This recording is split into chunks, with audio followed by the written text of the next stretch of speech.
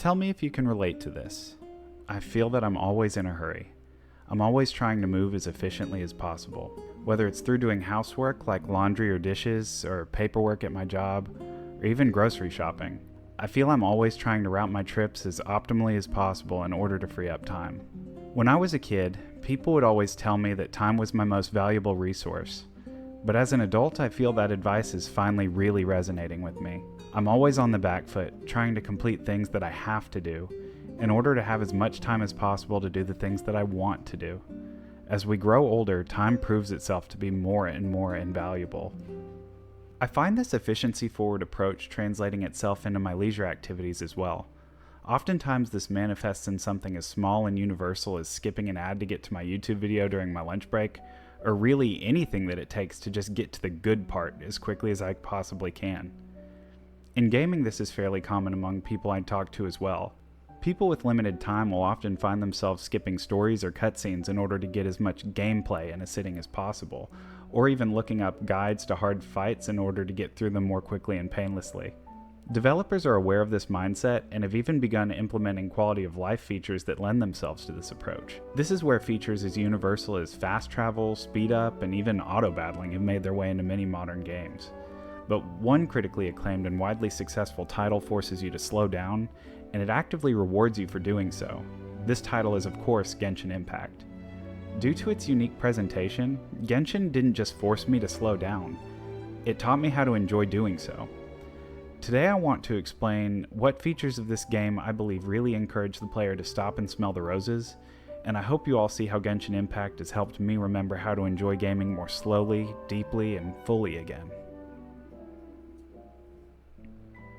One of the strongest characteristics of Genshin Impact is its characters. The cast is incredibly vibrant, with well thought out stories and character traits. You're presented these qualities throughout the main story, and characters even have their own story quests specific to them. It's an absolute treat that they get so much time to shine, but often amidst these stories, as you're presented with new quest objectives that require you to travel, relevant characters to the story will begin to talk amongst themselves.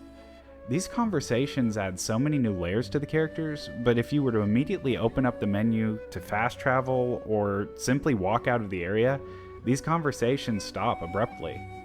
In the very first Archon quest, one of the times that you're leaving Diluc's tavern, Diluc and Venti start having a conversation about an ancient bottle that contained the breath of the Animo god. Over the course of this conversation, you not only learn about the depth of the information network Diluc is connected to, but also that he's a purveyor of artifacts and other points of archaeological intrigue.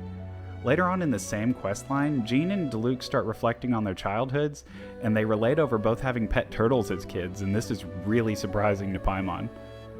At this point in the game, you haven't gotten to be around these characters for long, but these extra conversations give them a depth that make them feel more alive.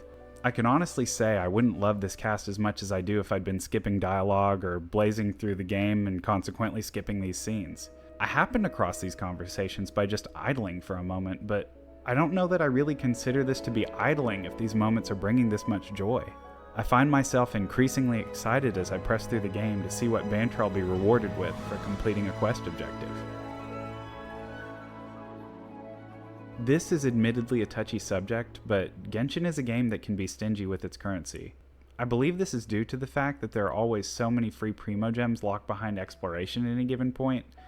The world is littered with many different quests, moments, and puzzles, all that are capable of rewarding you with Primogems.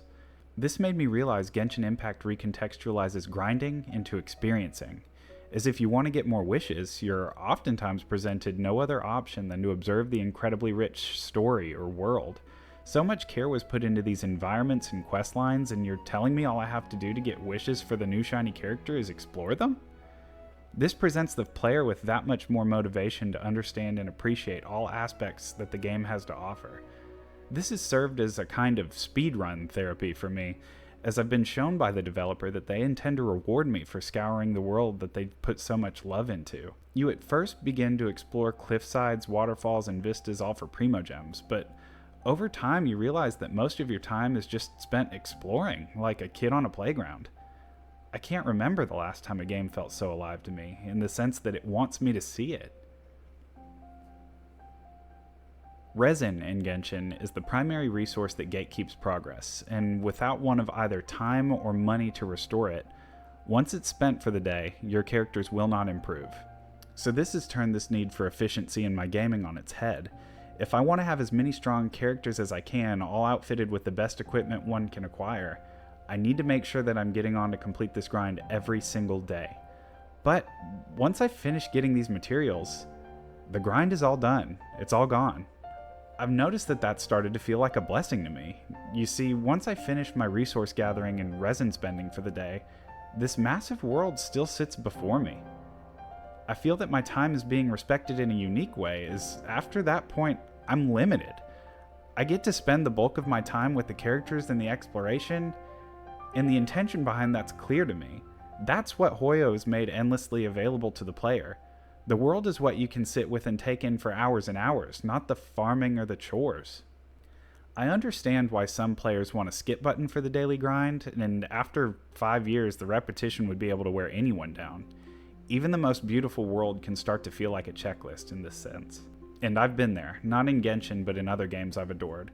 I've skipped cutscenes, rushed through story, and zoned out just to do my gaming chores because I was worried that every capped resource or every missed daily meant I was falling behind. Live service games have a way of turning play into productivity, and when that happens, it's easy to forget why we started playing in the first place. So, yes, I do hope that skip options are added for those who need them, but I also hope we don't forget the magic of those early moments, the first time you jogged out of Mondstadt to collect wheat for a boy on a bridge, or when a daily delivery quest sent you to deliver food to a town without an unlocked fast travel point. These moments for me were special. They were a turning point. I wasn't chasing efficiency, I was just playing. I was playing by the world's rules, taking the path it gave me, and slowing down long enough to really be in it. I would just look in a direction I was pointed and start jogging. I don't know that I would say I've ever been one to view games as an escape. They've always been more entertainment for me. But I do better understand that concept now. At the point in life that I'm in right now, Genshin Impact isn't just a game to be beaten. It's an experience to be savored, a world to live in, and one that I'm incredibly grateful for. If you enjoyed this video, please be sure to leave me a like, and I would love for you to share your thoughts on this subject in the comments below. Lastly, if you want to see more videos like this one, make sure to subscribe so that you get notified whenever I post. The support I've gotten from you all has meant the world to me, and I'll continue to deliver the best content that I possibly can for you all. Thank you all from the bottom of my heart, and I hope that everyone has a great day. So long for now.